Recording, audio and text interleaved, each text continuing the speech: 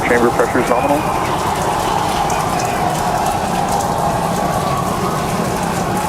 T+33 seconds into the test flight of the inaugural Starship vehicle. Tower cleared, we're into pitch over. Propulsion reports first stage engines nominal. What a sight from the ground cameras at Starbase. We're flying at twice the thrust of the Saturn V heading to space. Acquisition of signals, this is Christie. We're throttled down and throttled back up. Going through the period of maximum aerodynamic pressure.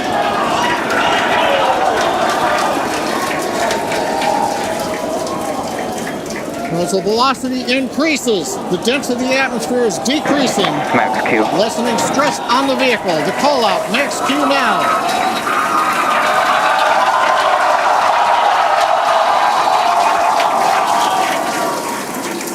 Continuing to watch the first stage as we head down range.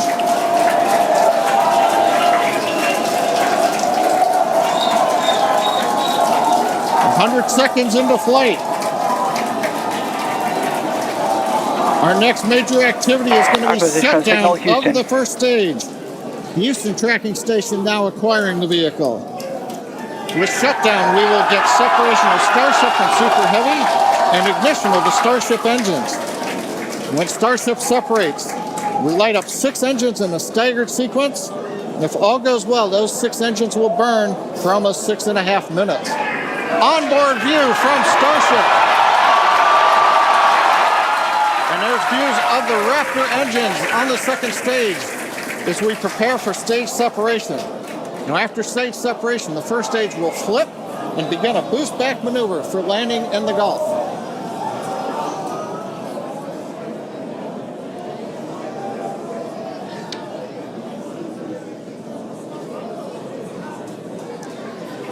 Continuing to fly, 2 minutes 40 seconds. Let's get ready for main engine cutoff. Booster engine cutoff. Beginning the flip for stage separation.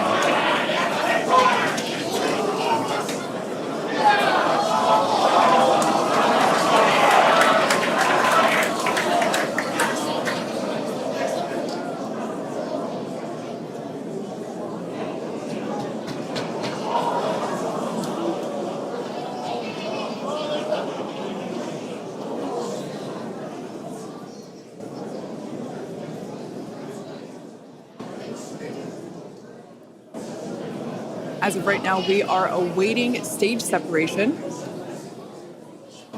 where Starship should separate from the Super Heavy booster.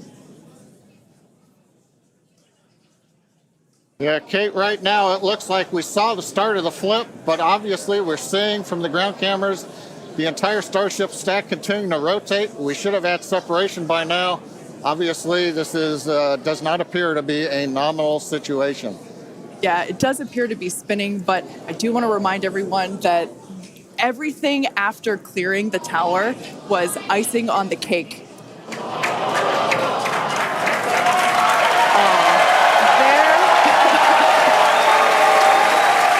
there, as you saw, as we promised, an exciting end to the Starship inaugural integrated test flight.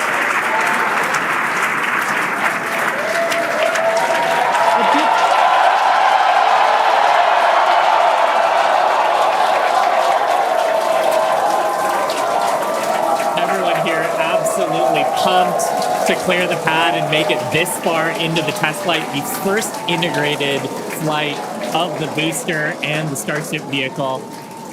Live view there of our control center at Starbase, which we refer to as Star Command.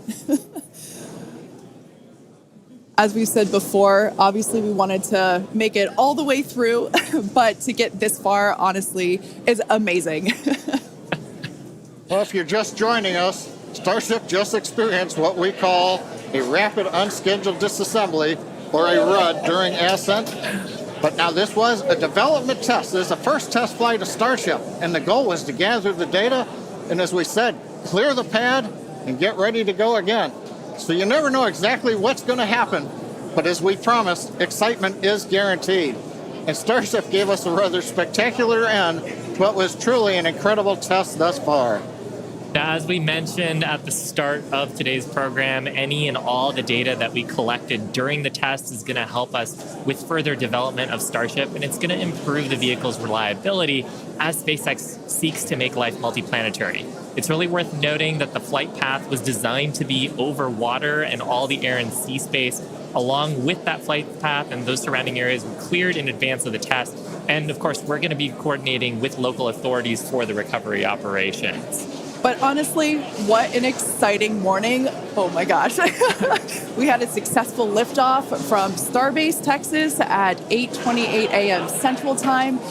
We cleared the tower, which honestly was our only hope.